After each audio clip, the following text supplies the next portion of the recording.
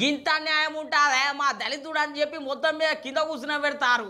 గిదేం లెక్క గిదేం పద్ధతి అని చెప్పి కొందరు అట్లేం లేదు ఏదో చిన్న పొరపాటు అయినట్టున్నది గాయంత దానికే గితగానం వైరల్ చేస్తారు ఏం కథ అని చెప్పి వీళ్ళు ఇట్లా మొత్తం మీద అయితే మస్తు లడై నడుస్తున్నది సోషల్ మీడియాలో.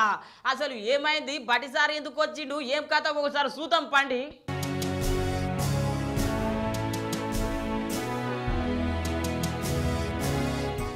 అరే రే పొద్దుగాలటి సంది ఇప్పటిదాకా ఏమో ట్రోలింగ్ చేస్తున్నారు ఈ వీడియోని ఒకసారి చూడుండ్రి.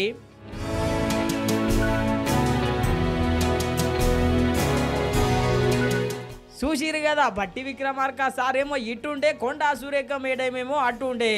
మీరు రెడ్లు అంతా మీద కూర్చున్నారు గిదేం లెక్క గిదేం పద్ధతి అని చెప్పి మొత్తం మీద బీఆర్ఎస్ నాయకులు అయితే గట్టిగానే అరుచుకుంటున్నారు. వీళ్ళేమో పైన కూర్చుంటారు. రేవంత్ రెడ్డి దంపతులు కోమటిరెడ్డి వెంకటరెడ్డి గారు ఉత్తమ్ కుమార్ రెడ్డి గారు బలహీన వర్గాలకు చెందినటువంటి కొండా సురేఖను వాళ్ళ కాళ్ళ దగ్గర కూర్చుని పెట్టుకుంటారు. దళిత వర్గానికి సంబంధించినటువంటి బట్టి విక్రమార్క గారిని వాళ్ళ కాళ్ళ దగ్గర కూర్చుని పెట్టుకుని వల్ల యావత్ దళిత జాతిని బడుగు బలహీన వర్గాలకు సంబంధించినటువంటి బీసీ జాతిని అవమానించారు. వెంటనే ఇవాళ నేను ముఖ్యమంత్రిని కోరుతా ఉన్నా, ఈ జరిగినటువంటి మీరు చేస్తున్నటువంటి మీ ఆచరణ ఇదంతా కూడా ఇవాళ దళిత జాతి అదేవిధంగా బహుజన జాతి బడుగు బలైన వర్గాల ప్రజానికం గమనిస్తూ ఉన్నారు. ఇన్నర్ గదుల్లో కాంగ్రెస్ పార్టీని ఎట్లాడుచుకున్నాడో బాల్కా సుమన్ సారు.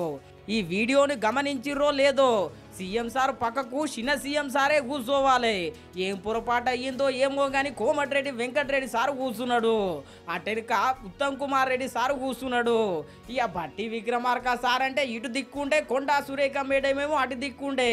గింత అన్యాయం చేస్తారు దళితులకు అని చెప్పి మొత్తం మీద మస్తు గరం అవుతున్నారు. చూడాలి మరి వైరల్ అవుతున్న వీడియో ఏడుదాకా పోతుందో ఏమో కానీ బట్టి విక్రమార్క సార్ అయితే గట్టిగానే వార్నింగ్ ఇచ్చిండు. సోషల్ మీడియాలో తప్పుడు ప్రచారం మానుకోవాలని చెప్పి ఇలా బహిరంగ సభలో మాట్లాడిండు.